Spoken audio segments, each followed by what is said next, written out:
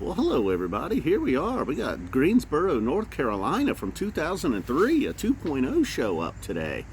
This one is for Mr. Pfeiffer. Now, I know I said I wasn't doing show requests this month, but last month he and Spud actually requested the Walnut Creek show from 97. I did like DVD watch-alongs, never really did a proper recap, so going to give him a proper recap here. Did the Grateful Dead show for Spud to kind of make up for that, kind of stiffen him last month.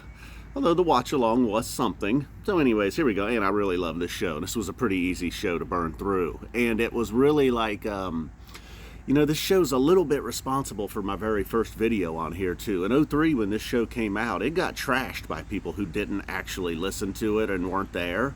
Just looking at it on paper, it was not reviewed very well. So then when I made my first video, like over 10 years later, I was sort of mocking people that would trash shows, base a show by its cover, if you will, just by looking at the set list and be like, nah, that show's not any good.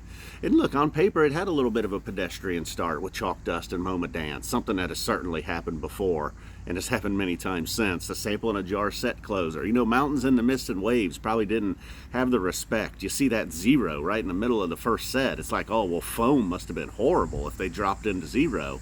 That wasn't really the case, though. I mean, this was maybe the most excited crowd of the summer. I mean, you can even hear it coming through on the recording there on Live Phish.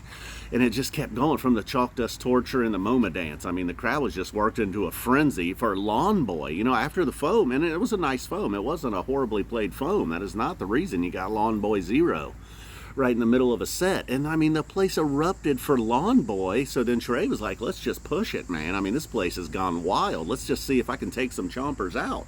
I think it's the first time Trey, too, was aiming for spontaneous chomper combustion. I mean, you could hear them. They were loving it. And then he plays character Zero. He was trying to take a few of them out. I know what he was doing.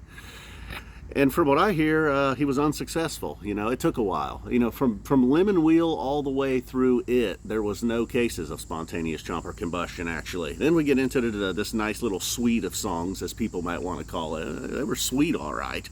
The Divided Sky, Mountains in the Mist, and Waves. And I think I probably like this show even more now, because I'm into Mountains in the Mist and Waves.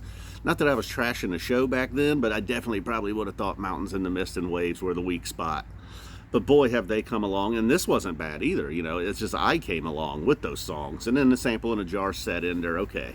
Then we start out the second set, rock and roll is the way it goes. And it's like, okay, it's going to be a rock and roll set because they follow it with Wilson. Then we get into Piper, which you think is going to be more. This was more of like a page rager, though, in this Piper. It wasn't like all Trey all the time. 2001. Not the craziest 2001, giving Mike a chance to show off a little bit. Same thing with the Wolfman's Brother, compared to like modern, 2017-ish, 19-ish Wolfman's Brothers.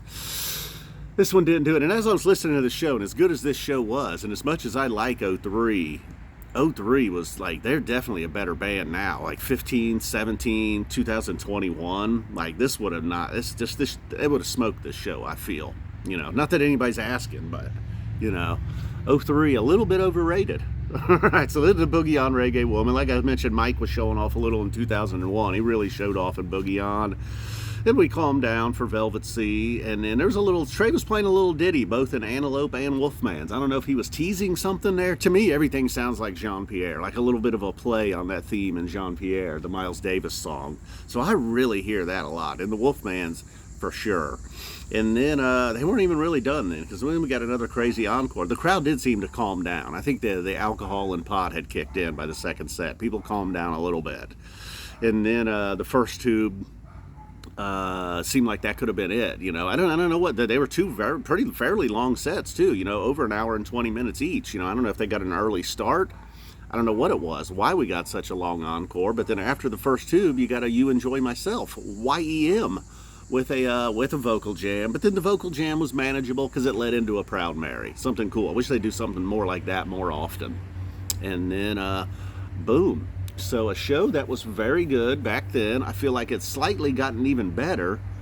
But then as I'm saying that, and I mean that, I'm sticking to it. I liked this show in 2003, and I like it now even more.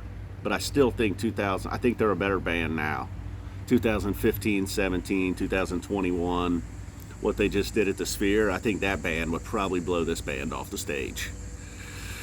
And then the band from, 93, 94, 95 would take a huge dump on this band that's playing now. All right, guys, boom. But they're all good. We still love them all. I love every version, 1, 2, and 3.0. All right, there's times in 3.0 where I don't love them. I'm just kidding. Nah, 2010 was pretty weak. Boom. Love you guys. Mr. Pfeiffer, thank you. Thank you for being a channel member. Thank you for hanging in there and being patient with me.